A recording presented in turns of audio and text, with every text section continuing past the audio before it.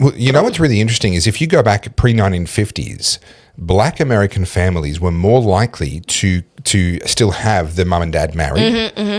They were actually known as being an unusually cohesive societal group, peaceful, not making trouble for each other or anybody else. Now, obviously, there were certain legal obstacles in their way and things like that that made it very risky for them to do that, and I'm not advocating for that. But actually, they had an innate understanding of family. Yes. And it was as we came out of that era, what happened was not only were they released from the very evil segregation laws, etc., which absolutely should have been changed, but also that was when they adopted this kind of socialist mindset, this daddy government mindset.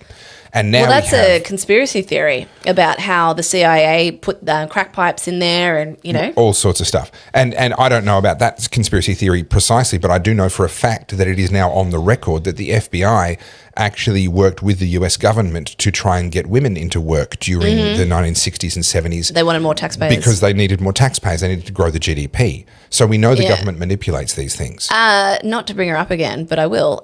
Candace Owens' book, Blackout, talks specifically to this and what the American government did, the American Democrats did to the black community. Yeah. And if you guys are interested, Candace Owens, call her what you will, she's thorough and she brings the receipts. Yeah.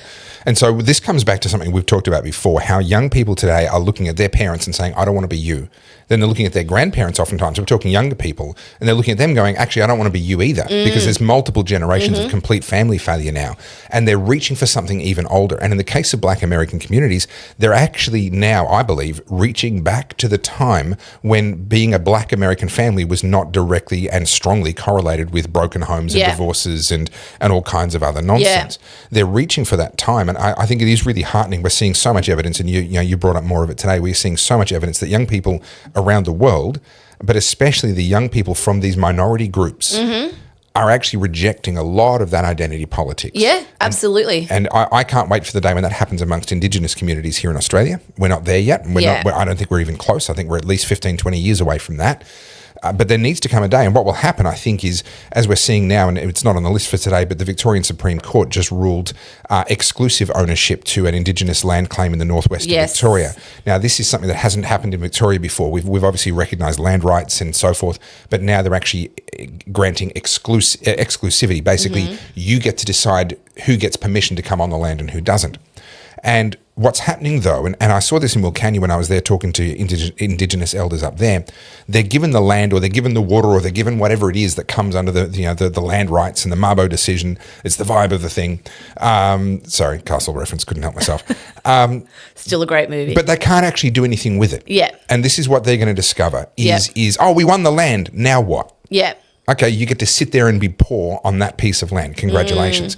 Then they're going to try and do something with it to not be poor, and they're going to discover they're not allowed to. Yeah. The land is really only theirs in name only. It's kind of an insult. It's actually, to me, it's actually reminiscent of a zoo. Yeah. We're kind of like, okay, we're going to plop you on that bit of land. You go be poor over there so that we can look at you and feel good about ourselves. Yeah. That we've given you that. We've got our little zoo exhibit now. Yeah. And it's going to take about 15, 20 years, and young Indigenous people are going to sit there going, this sucks. We've been lied to. I want something different. Yes. And what can be offered to them at that point is to say, okay, we need to change a lot of Australian laws so that everyone, you included, actually has the right to develop their land. Yeah. To actually use what belongs to them. Yeah. And potentially that I can foresee in 15 to 20 years an opportunity for a reunification. In the same way as I think we're actually watching now in the US, there is a reunification happening as Black Americans are rejecting colour politics. Yeah. Absolutely. Just quickly, I wanted to bring this up just so you guys can go and watch for women's sports. Us getting paid our worth. I can't see anything. There we go. Like, yeah. Yeah. Because you're doing exactly what LeBron is doing, so. Say that again? Because you're doing exactly what LeBron is doing, so. So this is the episode I watched. Just if any of you guys want to go watch this, Melanie King, she did amazing doing the Diddy trial, and she was the one that was talking about this, and she's amazing. So I just always love giving the actual creators a shout out. So sorry, I couldn't remember her name. WNBA players would absolutely be able to outplay me. Granted. Oh, 100%. But they are doing what 15 and 16-year-old college boys are doing. Yeah. That's what they're doing. They're not doing what LeBron James is doing. Do you know what I get frustrated with when it comes to women? Like, I actually talked to G about this last night.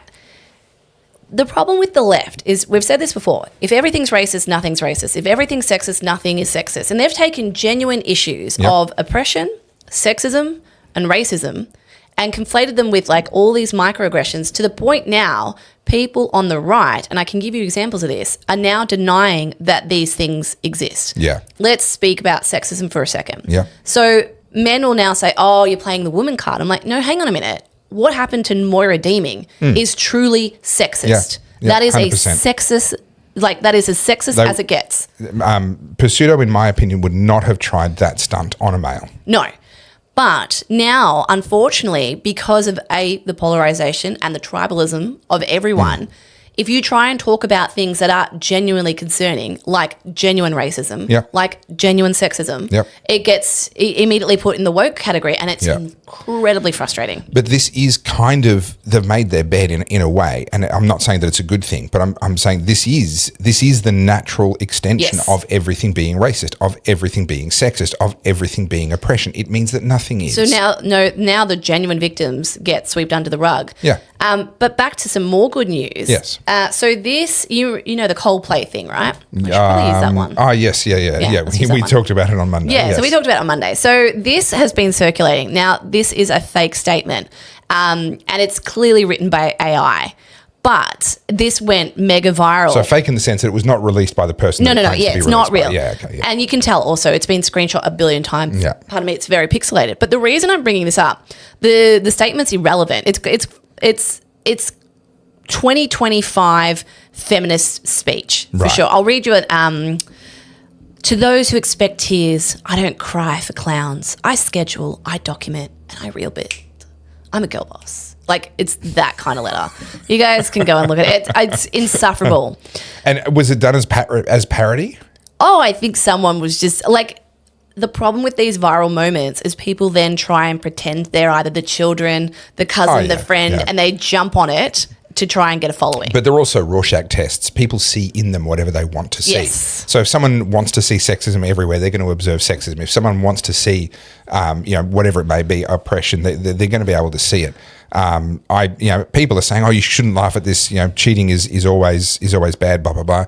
Okay, that's true. But cheaters getting caught. Freaking hilarious. Yeah. At a Coldplay concert on the Kiss Cam. Come on. Brazen that you take your mistress to a concert with 60, 70,000 other people. And have you seen there's this whole genre now, because kiss cams are a very common thing, and people just doing deliberately, parodies, and the it's like memes. it's kiss cam after kiss cam. And like, I actually genuinely love Coldplay, and I went to their concert. Gosh, was it this year or last year? I went with Sally. You're right. And we went general admission because it's the only concert I would go GA. Because Chris Martin is such a showman, and you don't need to like Coldplay to enjoy their concerts. It's a spectacle. Yeah. And his whole thing, he wants to be interactive with the crowd. Right. He would be there beside you if he could get to you. Yeah. Like he's brilliant live. And so if you're going to go to, like, anyone who knows Coldplay would know that. So you're going to a concert where there's a high chance that people are going to see you and know you, and you still chose to do it. Yep. Sorry, you get everything you deserve. Yeah. All right, I'm going to read this to you because it's really insufferable, and we can laugh at it together. So again, this is not real. It has come to my attention, and there's heaps of M dashes in here because it's ChatGPT, and apparently to the attention of half the internet, that my husband, Andrew Byron, has made certain choices, public ones, under stadium lights, during a Coldplay concert, a venue not typically associated with infidelity, but yet here we are. Let me be perfectly clear. Sorry, what does that even mean? Oh, I'm telling you, let me finish. Let me be perfectly clear. I am not issuing this statement in defense nor in heartbreak. I am issuing it in power, in precision, in silk gloves and sharpened wit. I will not be engaging in performative forgiveness, nor am I interested in the optics of grace. What Andy has done is not just humiliating, it is banal, common, a man of ambition brought down by his own astonishing lack of imagination. I have retained counsel. I have reviewed holdings. I have reallocated what was once ours into what is now very clearly mine. I am not spiraling. I'm ascending, And while Andy may have quoted Coldplay in his statement, I will simply say, when the lights went out, I saw everything clearly. To those who expect tears, I do not cry for clowns. I schedule, I document, I rebuild. Well, here you are again. Thank you so much for watching the Oddcast. You've just seen a clip from the wonderful Carly and myself. Am I wonderful? No, but Carly is. And between us, we make a good team. So head on over to the Oddcast HQ on YouTube and watch our full episodes over there. See you there.